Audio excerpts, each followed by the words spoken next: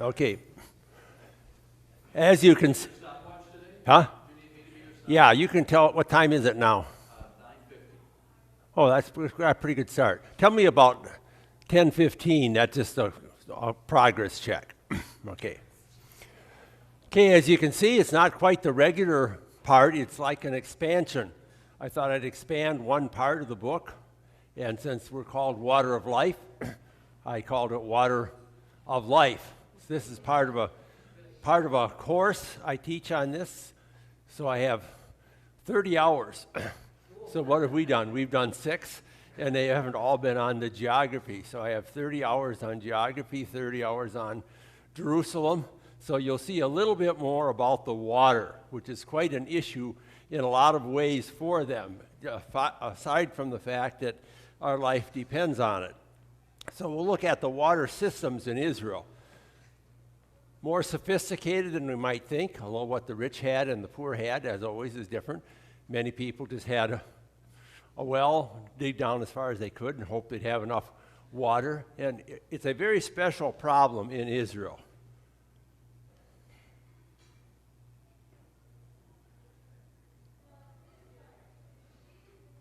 So the water comes from springs, first of all, but they had to do a lot to get it. The Bible says this will be a different land. It's not going to be like Egypt, which is watered by the Nile. We were on a tour in Egypt once with a bunch of Israelis, and they said, what would we do if we had this? And the Egyptians, were wasting a lot of it, and their agriculture was quite primitive. They said, if we had 1/10 of this, what would we do with it? So they were very envious. And the Bible says, not watered by rivers. And here they had the Nile flood. They had little canals. The Bible refers to watering your field by foot. What does that mean? You've got these furrows, and when you have water, you go and kick with your foot and let the water run through. Well, in Israel, they couldn't do that. They really have no rivers useful for irrigation. You say, well, what about the Jordan? Down at the bottom of a canyon. Couldn't pump it up, and everything around it was desert. So not watered by rivers, and that was in a way good. Why was it good? In Egypt, all you had to do is wait for the Nile flood to come every year. In Israel, you had to trust in the Lord for rain. They were between hostile nations. They had 2 great tests of their faith: to trust the Lord to help you against the other nations, and to provide the rain when you need it. And you need rain in October, and you need rain in March. And I'll explain that more in a minute. So it depends on the rain in season. Which city do you think gets the most rain, London or Jerusalem? Most people would say London. Actually, they get the same. Except London gets 300 days of rain and Jerusalem gets 70. But they get some downpours in February. When we lived there, it rained 23 days in February. It never rains at all in June, July, and August. So all summer, you've got to live on the February rain through June, July, and August. So how are you going to get the February rain to June, July, and August? It also snowed 7 times we were there. And a lot of the rains were real downpours. I worked mainly on the Mount of Olives at one campus, and there was a bus that went direct from there to where I lived, west of Jerusalem, but there was a valley in between. Some days I couldn't take that bus because there was so much water that would have swept me away running through that gully, and then most times this is dry as bone, so it's quite dramatic. So they need an early rain. The early rain comes in October. That's what starts the grain. The grain grows during the winter. The fruits grow during the summer, and you can pour water on your grapevine. You need rain in March. Otherwise, you got some nice stalks, but the grain isn't all going to fill out. That's why in the Bible so often talks about depending on the former and latter, or the early and later rains. So the early rain is in the fall. That's a festival, the end of the grape harvest. And then around the time of Pentecost and Passover are the spring rain. So June, July, and August. Some tour companies will say if you take a tour to Israel in June, July, or August and it rains, they'll give you a free trip. I was there in the Ezra-Elan Valley. There is some dew, and it's a little bit hazy, and I got hit with one drop, and I showed it to the guy. No. You probably spit on your hand or something. No. So I was hit by one drop of rain in the summer, and that is all. So depend on rain and season. Who is the guy in charge of the rain? Well, our answer is obvious. The Lord. What was their answer? Baal. That's why they were worshiping Baal. Baal was the thunder and rain god. So they said, well, we'll go and worship Baal and we'll get more rain. Would the Lord tell Elijah? I don't think so. I don't think so. And so what did God send? The punishment fits the crime. Worship Baal, no rain. When they killed the priest of Baal, what happened? It rained. So it actually plays quite a bit into the story. This is the rain chart. As you go farther south, you get less rain. If you go inland, you get less rain. As you go higher up, you get more rain. So the only place there's much rain is at the 600. This is metric measurements. But you can see the rain chart. The blue is when there's rain. And you see, occasionally you can get some rain in May. We had one pretty good rainstorm in May. But usually from May through September, there's no rain. June, July, and August, pretty sure there's no rain. Where does the Jordan come from? It comes from the snows of Mount Hermon. Irene, of course, went to Hebrew class, so she wouldn't be too bored while Paul and I were at school. Her field trip went up there. They had 27 feet of snow on the top of Mount Hermon. So the Jordan River, when Joshua tried to cross in spring, you wouldn't be able to make it. In the summer, you can just wade across. And there were places where there were ford. 27 feet was a bit more. What? Where does it snow? What month of the year there? I did. What month of the year was that? The same way as February. Yeah, so this is the only really dependable functioning ski resort in Israel. But it will snow in Jerusalem, but the snow in Jerusalem is kind of like the Thanksgiving snow here. You may get a deep, wet snow, but it's gone in a day or two. So, as I said, it snowed 7 times. You'll see a picture later of a winter day where we drove through snow at Bethlehem. So it's possible, what the hymn says, the snow lay on the ground when Jesus Christ is born. People always laugh at that, but it's quite possible. They feed the Jordan, but in the Jordan Valley, once you get below the Sea of Galilee, there's almost no rain. There are springs. Jericho is an oasis. Seasonal streams give green pastures. So shepherd boys like David. This is near where David was with his flocks.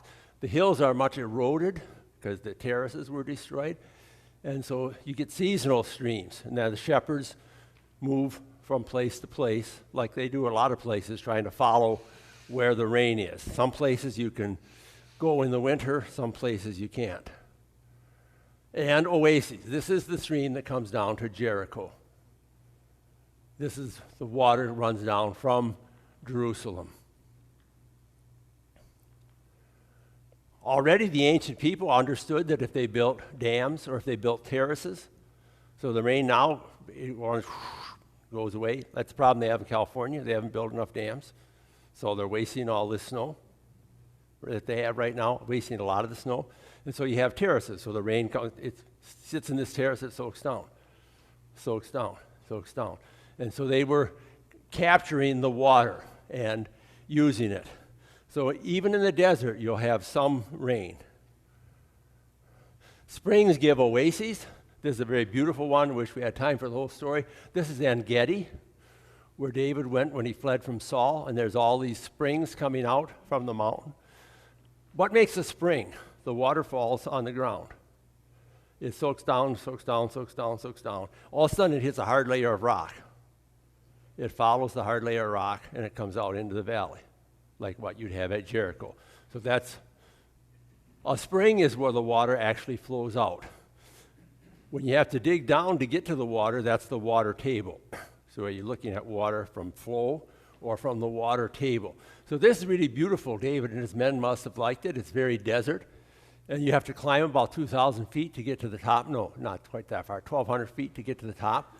So you climb a little ways, you jump in a pool, and you get all wet. This was their form of air conditioning. And then you get out and you hike a little more, and by the time you get to the next pool, your shirt's dry, because the dry air has sucked all the water out of your shirt. But it's like a vent. It's cooling you off. So you keep jumping in the pools. I'm sure David and his men must have done that. You can draw water from a very simple well. If you think of the wells in the Old Testament, it's like this. You drop your bucket down. This way of life has pretty much disappeared in the last 40 years. But 50 years or so ago, you would still see people doing that. One Israeli said, well, all of my British friends, the British Empire, did a few dirty deals to get there after World War I. And he said to my friends in the UK, not everything you guys did was bad. He said, you brought us from the 15th century to the 20th century in 40 years. So you don't see this much anymore. But just 50 years ago, you still would see it. Here's an old traditional well down in the Negev. The Negev is the dry south. A lot of ropes have gone over there. You can see the ropes from trying to pull the water up. More elaborate wells.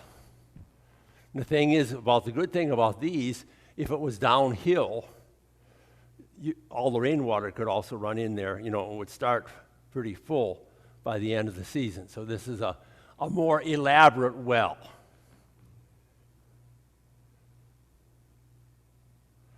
Beersheba is a city in the south, the big city today. It's where Abraham was, and the traditional well of Abraham was there, although it's clear the patriarchs had different wells, different places.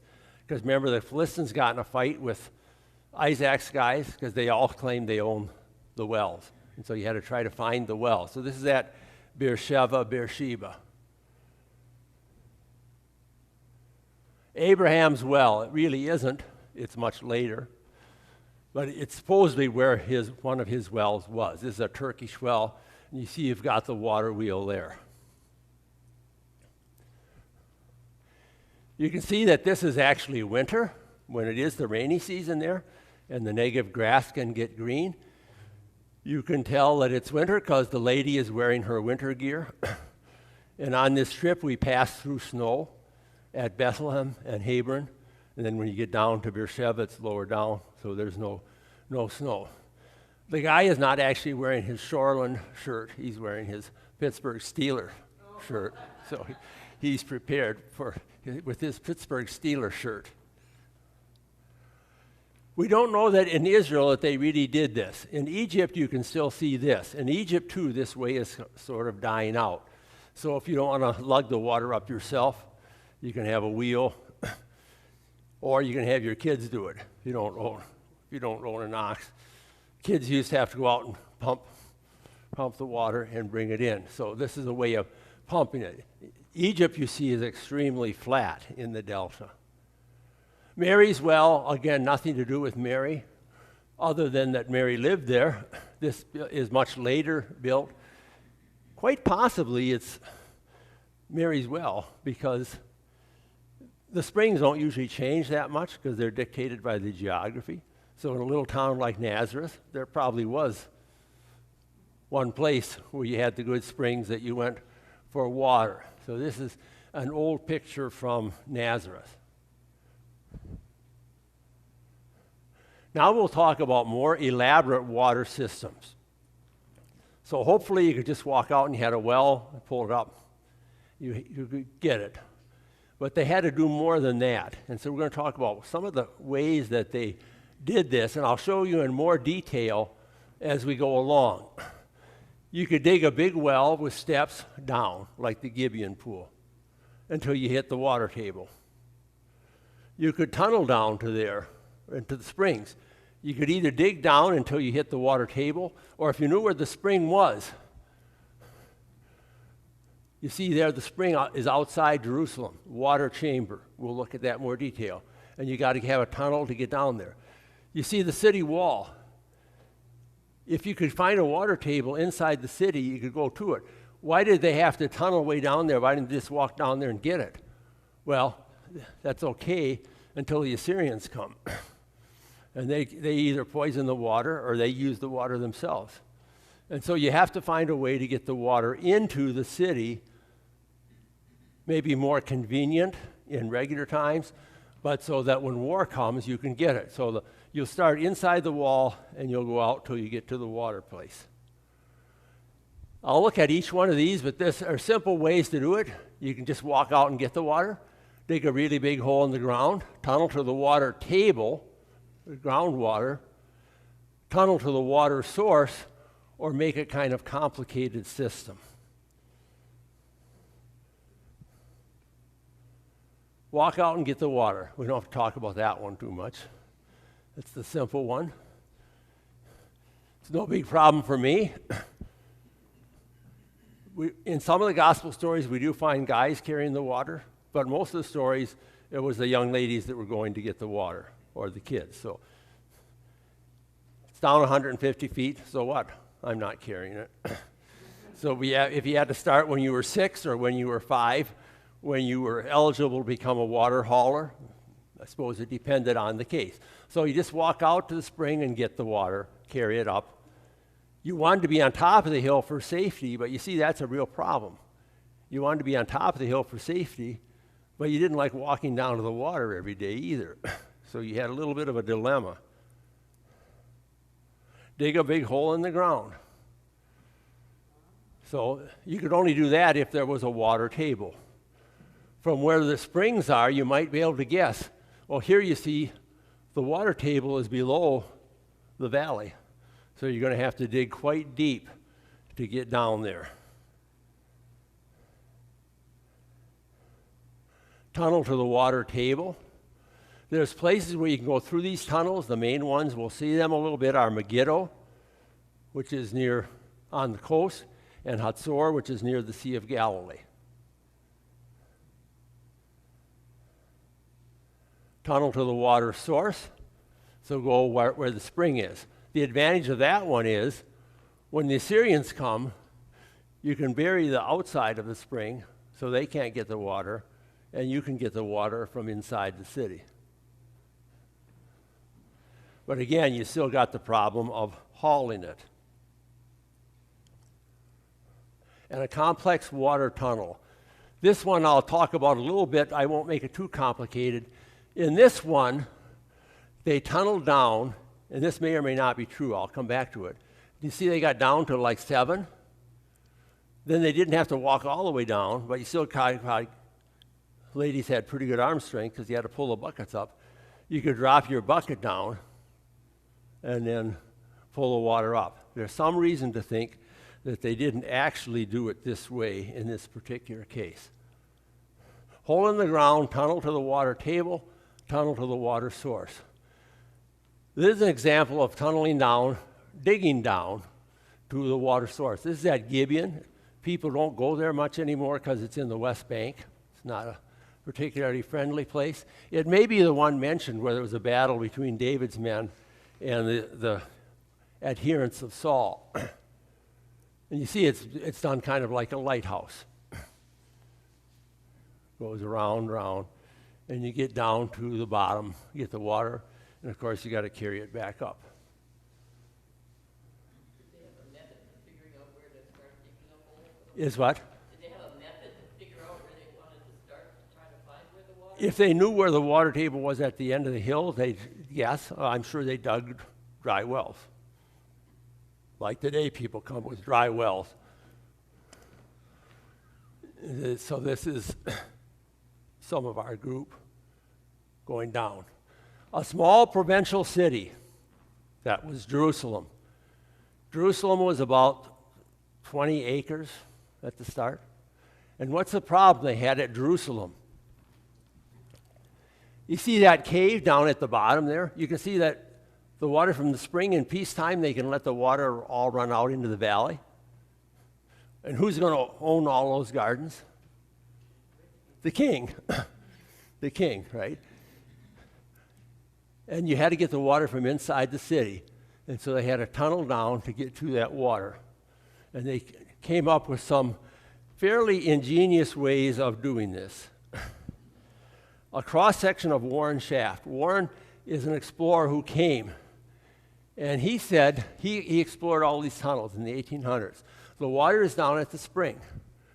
He believed the tunnel went from down to 5, and then it goes straight down, and they drop their buckets down. This would be complex. People think they didn't even know that number 4 was there. They didn't do this. They tunneled all the way to the spring. And I'll explain a little bit why they could come up with that idea. So, this is today. By today, I mean 50 years ago. Now this is all a national park. It has nice little sidewalks and rose bushes and all that stuff. So you could enter where the green doors are, you could enter that, and that would be the spring. And you could see where the tunnels went up to the top. You had to go in an orange arrow down one way or another to get to the water. So here you see it in the old. The lower entrance and the upper entrance. So one idea was they tunneled down through that, and that worked for a while, but then they had to come up with something else.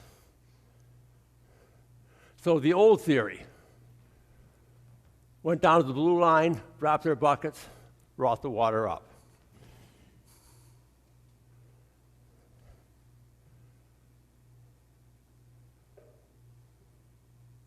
Whoops, that was the wrong spot here, but moved. So you go to the entrance at the Guyan Spring. That was an Arab guy had it. I think the national park probably has taken eminent domain or something on all of it. You could go in there, the guy had a little stuff he sold you, and that you pay him a modest fee. And you could walk in and see it, you could walk through the tunnel. Now it's all very nice metal steps down, and it's national parkized. It's not the way it used to be. Guyan Spring is the only spring they had. That's why they didn't build way up on the Temple Mount. They could, because it was too far from the water. Later on, they were able to move up there. You could enter this, the entry, and climbers went over to where this water shaft is. And the reason it's important, it says that Joab, David's commander of mixed character somewhat, that he climbed up into the city. And they said, well, he knew how to get in. Somebody told him how to get in, and he could climb up that well shaft. So a strong climber, you've got to be able to brace yourself and go up like that. So a good rock climber or a good alpinist or something, yeah, they can do it. They can go in there, they can climb up, they get in the city, you open the gate, it's all over for the Jebusites. So they entry and climb.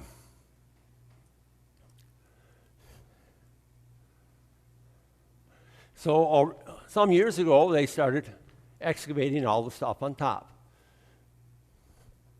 If you get a job in archaeology, don't get one excavating in a water system, especially in the summer. Get one on the beach. I always recommend getting one on the beach.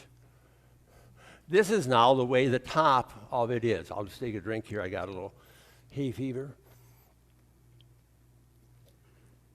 You see the top of the tunnel. It appears that the floor level was up there. So at David's time, they didn't even know that that shaft was there. So they probably didn't use it. They probably had a tunnel all the way down. So the new theory, they didn't even know the shaft was there. It was a nice story, but maybe they didn't know it was there. Joab still could have snuck in. They had some way tunnel down to the pools. And a lot of excavation has been done kind of in that lower red area of the places they caught the water and stuff. So the city with the temple up on the high ground, the spring tower protecting the Guyan Spring, and the pool. And so they could get that water into the city, and they could keep the bad guys from getting it when they were under siege. So it used to be thought that there was only one wall, and this still is debated. But the idea now is that the spring actually was somewhat more enclosed.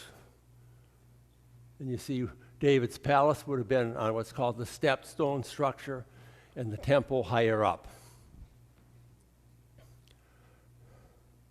The shaft is natural. You can see it's not man-made. It's natural.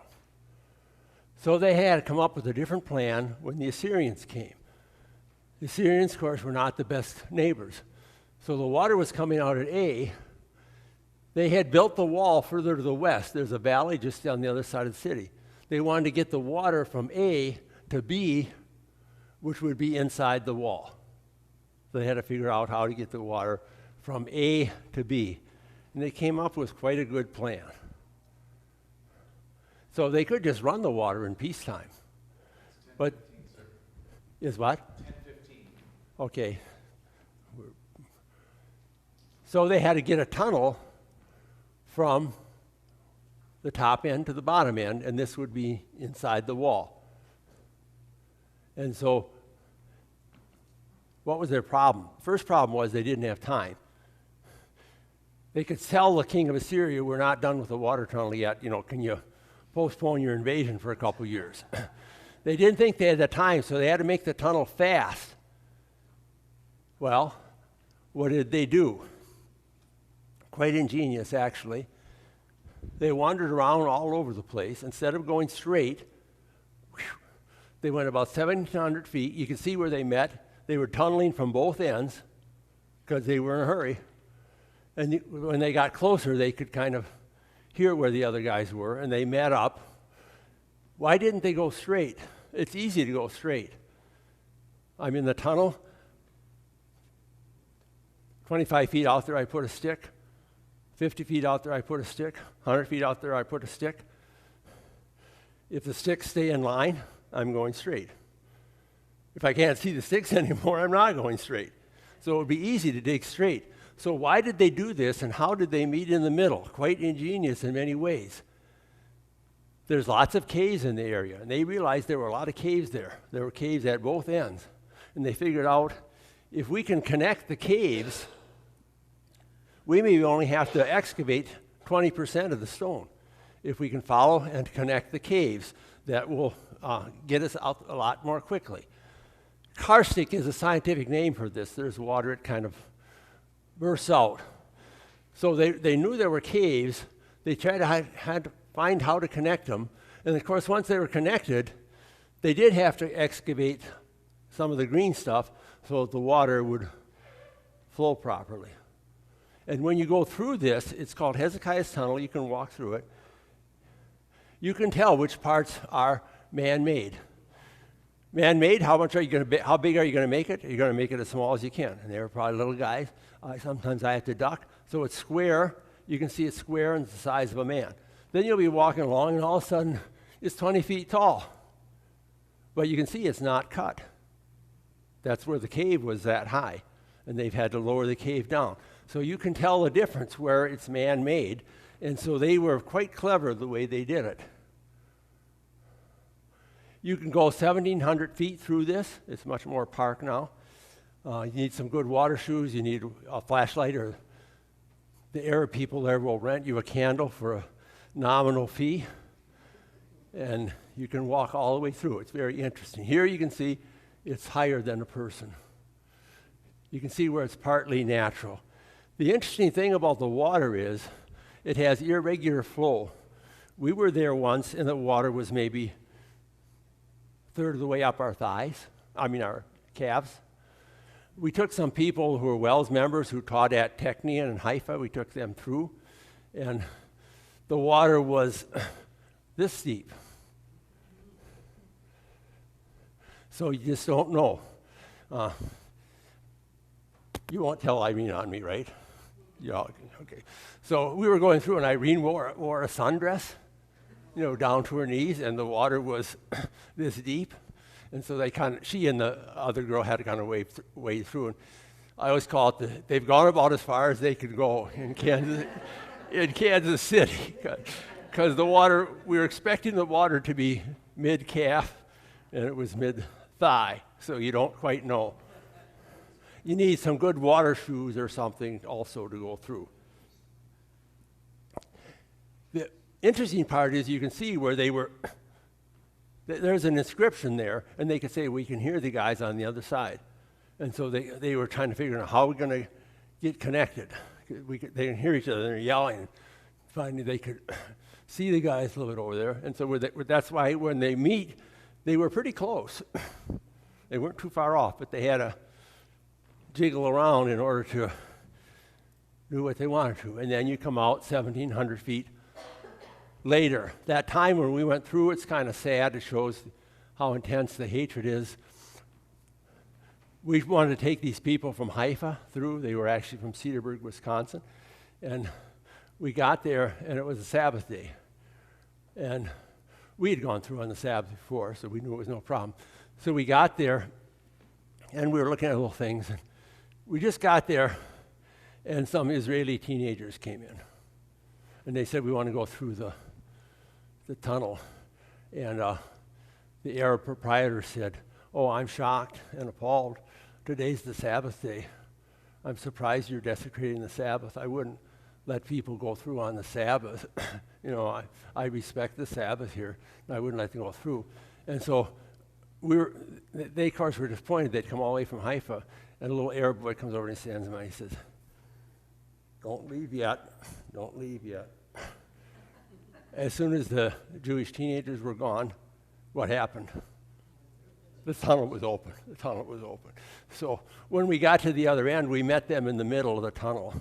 So they had gone to the other end and climbed over the barbed wire fence, and we're going through the other way. But it's kind of an amusing story, but it's kind of sad, isn't it? The intensity of the hatred. Is that water clean enough to drink as is, or do they? I wouldn't. Yeah. In ancient times, why did a lot of people die? Because the water wasn't always clean. Yeah, and they didn't know that they had to boil it all the time. So waterborne diseases were a big part. I wouldn't drink it. Dr. Brug, how do they justify the phrase in Joshua, the land flowing with milk and honey, when it is so dry? Is it just that when you have good rains, it's fertile land, or how? They're herd people. I mean, it isn't as positive as we think. They were herds people. You don't tell Irene again, all right? South Dakota is a big honey state. They have a very dry summer, and it's actually quite good. So in dry climate, if you've got the blossoms, you can make the honey. You can have your herds. You got to move your herds around. So you can have milk and honey even under pretty dry conditions. So we use milk and honey as kind of this, it's the ultimate of everything. It isn't quite that necessarily. Get a lot of bees? Huh? A lot of bees? In Israel? Well, the milk and honey, you gotta have bees. Yeah, there's professional apiaries in ancient times where they'd use jars and they'd all be a big stack. So they'd gather wild honey, but they'd also, in a sense, cultivate it. So at Megiddo and Hazor, you have tunnels you can go through where they tunnel down to the water. Hazor is north of the Sea of Galilee, and this is the upper city. The entry, they put nice steps there so you don't have to go over the rough steps. You can go through an upper shaft. They start digging down to try to get to the water. Yeah, I guess we're going to have to keep tunneling. So they have the square, and you can go down the steps. The steps are better than they used to be. This is a little bit older picture. See, they have a nice net down there in case rocks fall down or some idiot drops a rock. You can't get hit with the rocks. And then you get down to the bottom of the square, and they couldn't dig down that big anymore, so they started angling and trying to figure, well, we'll hit the water. And you can go through these tunnels. Hazor and Megiddo are the two places you can do that. So there's the staircase. Then there's what I'll call the descender.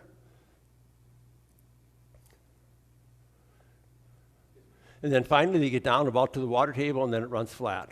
Was it essentially chiseling that they were doing in order to get the... Yeah. The rock isn't real hard. In Hazor, where there's volcanic rock, basalt is harder, but the limestone isn't particularly hard. So there's two main places where you can go through these tunnels. Water collection. Boy, I don't like hauling that water up all the time. I can't get the water right here. Cistern. A cistern is a pool. The difference, I would say, a cistern usually is covered. My grandfather's farmhouse still had a cistern. I don't think they drank it, but they used it for other purposes. And so you run the water into it. So that when it rains, you run all the spring rain into the cistern. Cistern is usually covered so it won't evaporate. Pools is not a very good name. Reservoir would be better. When we think of pool, we think of a swimming pool or something. Some of these are like 50 feet deep. So pool is a little bit misleading. Or aqueducts, that wasn't done until Roman times. You can bring the water from the mountains eventually to Jerusalem. Herod had an aqueduct to Caesarea, where Paul was a prisoner. What would they make their cisterns out of in those days, do you know? What did they make the cisterns out of? They just cut them into the limestone. That's why. Some of those ones, big things that we saw. Yeah. They would cut them out. And why didn't they do that and build the temple up there earlier? They couldn't waterproof the cisterns well enough. They lost too much water because of the limestone. As they learned to lime plaster better, then they could plaster the cistern so they could go up on the Temple Mount, and you'd run all the February rain into these cisterns up on top, so you didn't have to go way down to get it. And so you tried to save it up. So the lime plaster helped them do it. Cutaway of a cistern. The main reason the stones are kind of fixed there a little bit is so it doesn't fall on your head. This is a city. If you build a city on the cliff, what happens if you build your house by Lake Michigan? It might fall in, yeah. And so a lot of times you can kind of see a cross-section of some of these cities. Like this is Ashkelon because the cliff has come down. And so this was a full round cistern, and you can see they've it's made a nice picture out of it. Nobody was using it anymore, so I suppose they didn't care. It's nice for the tourists to look at. You can descend down into the cistern. Who spent some time in a cistern? Jeremiah, remember, tossed him in. And there was still wet enough, there was mud in the bottom. He sunk down into the mud. So they threw Jeremiah into the cistern. So cisterns could be very, very big. You could have a little one in your house. The king might even say, if they were expecting a war, I'm requiring everybody to build a cistern in their house.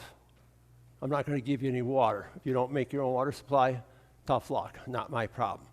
And so the cisterns can be community, and they can be very big. And you want them covered so that it doesn't evaporate as much. And you don't want it to lose too much water. Going down into a cistern, see, they're pretty big. Sometimes they could be partly caves.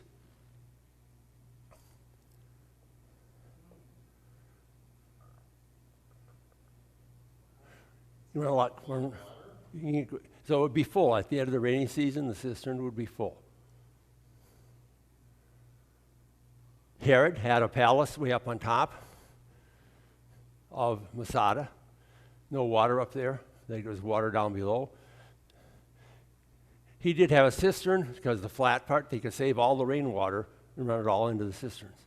He didn't have the problem that some people did. If they ran out of water in the cisterns, what did they do? He had plenty of slaves.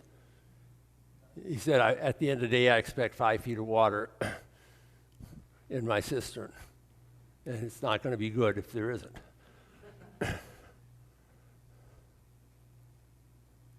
Whoops. Those places with the lights, the water doesn't come in there anymore? Is what?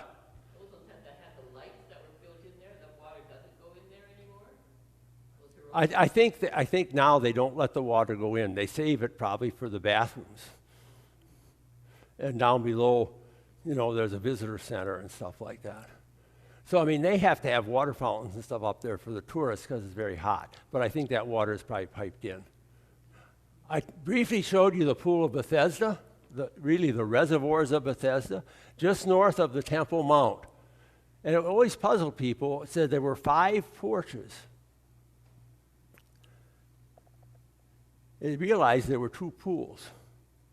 So why would you have 5 porches? Well, perimeter and between the 2 pools. This is incidentally the model at the Israel Museum. is where the model is now. It's maybe like the size of this room. It's a really great model of Jerusalem. You can kind of tell there's different pictures from different times in some of my things. Sometimes the roofs are red, which is what they were, red tile. And then sometimes they aren't because they haven't painted it for 10 years. And then they're red again. But the model is very nice. Notice the depth. I should have given you a little closer one. This picture over here, you see by the one red arrow there at the top, you see the guys there?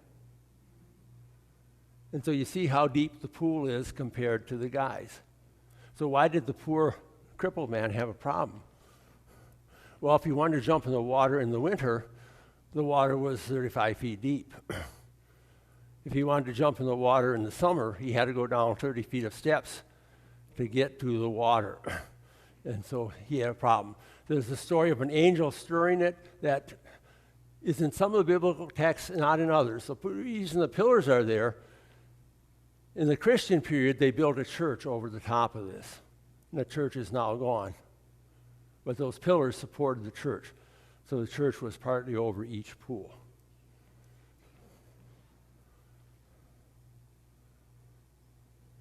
So these are the pools of Bethesda. The pool of Siloam. Here they had it easy. Siloam is at the bottom of the valley. That's where Hezekiah's tunnel came out. All the water running down that valley could be run into the pool. And it would add to the water coming from the spring. And so now people say there are two pools of Siloam. I think this was Jesus' pool of Siloam. And down below there was a flat spot where they found another pool, and I think that was like an overflow one. I already asked last week, why did Jesus go to the pools? That's where the people were. On work days, that's where you'd find the people. So he went to the pools. This is an artist's impression, of course. It doesn't survive anymore. These structures that we're seeing, they're 2,000 or 3,000 years old and they're still there? Well, it's just a hole in the ground. The pool of Bethesda. The building is gone. There's no building there. In the city of Jerusalem, right? Huh? Everything we're seeing is within Jerusalem? Yeah. But the model is based on the archaeology. So what would you expect to find here? You'd find the foundations. You wouldn't find the building. We know what the buildings look like from descriptions in Josephus and other places. This is what the buildings look like. There's nothing really left of the buildings. What they'd want at the end, of course, was a dam to catch any other water if they couldn't fit it all in the Siloam pool, and they would have a reservoir. And this was kind of hypothetical. It made sense, but did they actually do it? This is how it looked when we lived there. A smart guy had built his garden there because you got to the end of the runoff water.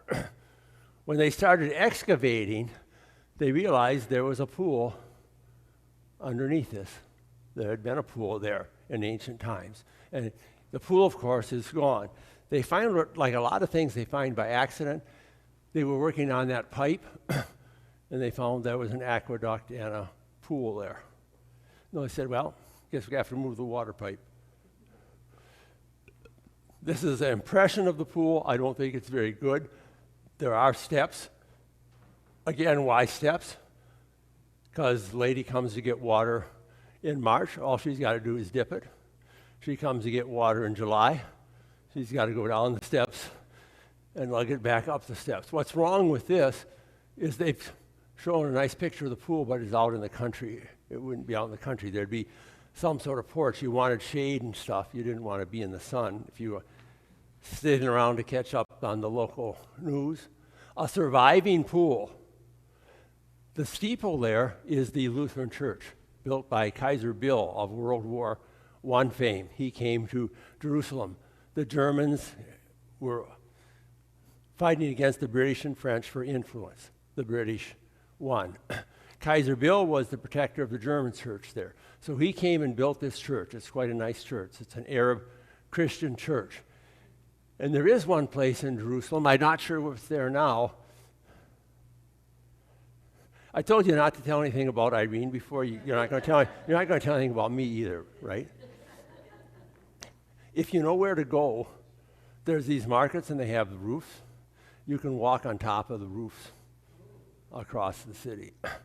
I never saw a sign that said, "Ain, don't do it." So we'll walk on the roofs until they tell us you can't walk on the roofs. So walking on the roofs of the city, you see the Holy Sepulchre Church. The dome there is Christ's tomb. And the tower was the German church, Erlaserkirche, Redeemer Church. Kaiser Bill came actually to Jerusalem. This was, of course, obviously before World War I. He came to dedicate the church. And one of the gates of Jerusalem, the Jaffa Gate, there's no top to it. They took the top off so Kaiser Bill his car could drive him fairly close to the church for the dedication. So then the British, of course, drove the Turks out, Lawrence and Arabia, and all that stuff. So when the British general came, he came by car too. And the British, of course, were always good at one-upmanship. So he signaled his driver, stopped probably 5 feet short of the gate or something. And he said, "Well, if the Lord could walk into Jerusalem, I too should walk into Jerusalem." So he got out of his car. They had photographers already then, probably a photo op, So unlike the terrible Kaiser Bill, the barbarian, the nice British general imitates the Lord's humility and walks into Jerusalem as they are preparing to take it over and make it a British possession. Aqueducts, they can be high, they can be low. It's called Solomon's Pool near Bethlehem. It's much later. There were not aqueducts until New Testament times. The Romans were the ones that really developed that. So you can run water. They need a lot of water in Herod's temple. You can run it from Bethlehem to the temple. You need a few aqueducts. But usually aqueducts, if you're going to go 10 miles, you probably go 20 because you've got to follow all over the terrain. At Caesarea, this is an old picture, probably much more urban sprawl. This is where it's kind of like Malibu Beach or something like that now, the well-to-do. You can see the lines of 2 aqueducts that come to here at Caesarea. They come from Mount Carmel. The straight one is the later one, the one that kind of wanders around. That's Herod's. There are still remnants of it. Very nice, I mentioned before, because on the beach, you don't have to take your beach umbrella or anything. It's not the best sandy beach in the world, but it's okay, it's not bad. So you can just set up, you get there early enough and you get one of the arches and you have your ready-made thing. You can walk on top of the aqueduct, at least you used to be able to. That's some of our guys on top. The orange hat, I think, is John Lorenz. Some of you might know him. So it has survived, but this is later than the one that was there at the time of Paul. Some places it's covered, and it can be pipes, different kinds of aqueducts. If you're working down there, you got to be able to breathe, so every so often you can kind of follow the aqueduct because you can follow the breathing holes because they need some air down there for running the piping. Siphons. We don't know if they had a siphon at Jerusalem. They might have. What is a siphon? Well, people don't siphon gas anymore. They say it's not safe. You can, and then it will run. That's what a siphon is. That's the principle. So it would be really expensive to build the bridge for the aqueduct all the way to the top of the thing. You don't have to build the bridge to the top. You have to figure out you're going to lose a little bit on the downhill. So the water runs downhill. It's got to be airtight. And then the pressure of the water, it pushes the water up the other half. So you see the hill on this side is a little bit lower. And so you don't have to build such a big bridge. You can let the siphoning save you probably 70% of the cost of doing the bridge. But those got to be closed, siphons. The water would shoot off the top if there were leaks. I'll just close with baths. The rich and well-to-do had, of course, baths in their house, like you see in the different places. This is one of Herod's at Masada. but there also were public baths. By and large, it would appear the Jews, unless they were becoming assimilated to the Greeks, didn't use the bath. They were in the Gentile cities, the baths. But they had baths. This is Herod's bathtub at Masada. Another one of the baths. This one may have been for ceremonial purification. Replastered. Jewish ritual mikvah is a bath where you can get ceremonial cleanness. You know, you go in one way, usually go in steps, and you go out. You have to go in. And it's kind of like a baptism, but very different, because you got to do it every time for the particular rite you have. Whoops. And I'll just close with an example of the bath. Hamat Gadar is near the Sea of Galilee. What they really liked, of course, were hot springs, so you could have the hot and the cold, and they didn't have to heat the water. So in volcanic areas, they could often get springs. Like in Iceland, there's lots of these. This is the one at Hamat Gadar, the ruins. You didn't have to worry about getting cold feet, because the floors were heated. So over the top of all these posts, there was a floor. And so they would run hot water under the floor, so the poor nobles didn't have to get their feet cold when they were in there. So they had heated floors in their bathrooms. By and large, most of the Jews did not use these. But you can go there today, of course. I don't know what the price is. This is an older picture. And they'll run the water into a nice pool for you and make sure it's clean and everything. So this is right on the southeast corner of the Sea of Galilee. It's called Hamat Gadar. So those are some of the main ways in which they dealt with the water system. So if any questions, that kind of brings us to our conclusion. How high is Mount Hermon? Mount Hermon, 9,000 feet. Most of the mountains in Israel are 2,500 to 3,000 feet. Galilee, the highest ones are a little bit over 3,000. So Mount Hermon is 3 times higher than any other. Is it in Israel? Huh? Mount Hermon in Israel? It is now. There's a difference of opinion of whether it's in Israel or whether it isn't. It's kind of attached to the Golan Heights, and Israel is not about to give the Golan Heights back, because that's where they launched attacks. No, it's northeast.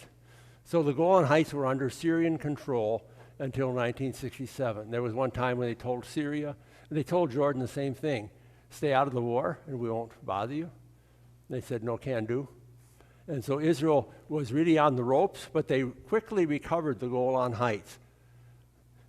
Their tanks they had to truck their tanks all in, and the Syrians had like 4 times as many tanks as they were, and if they would have overrun the Golan Heights, they could have taken all of Galilee. And so Israel managed to hold out until, everybody's in the National Guard there, until all the National Guard guys that are tank guys get there with their tanks. We got to hold out till they get there. The Syrians eventually lost almost all their tanks, but they had destroyed 4 Israeli tanks. They outnumbered them 4-1. Why didn't they quickly take Galilee? You can believe this or not, but this is the patriotic legend has grown up. There was a tank guy, we'll call him Chaim. And Yoel had 3 tanks left, and only 2 of them could move.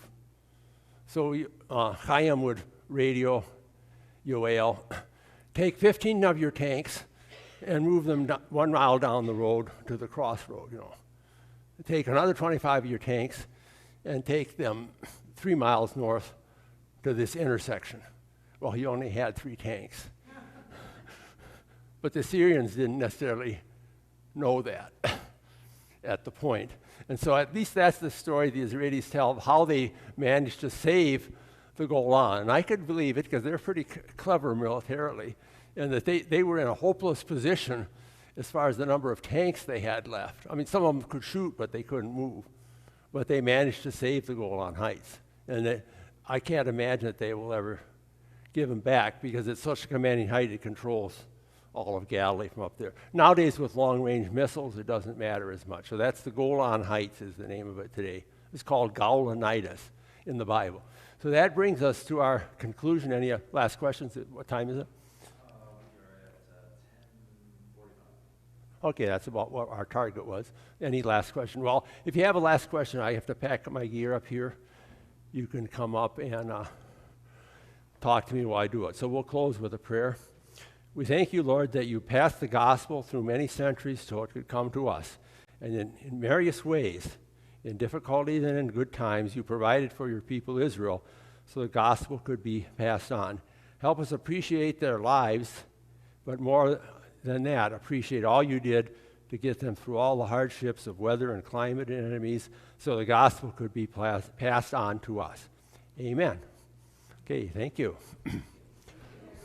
Yeah.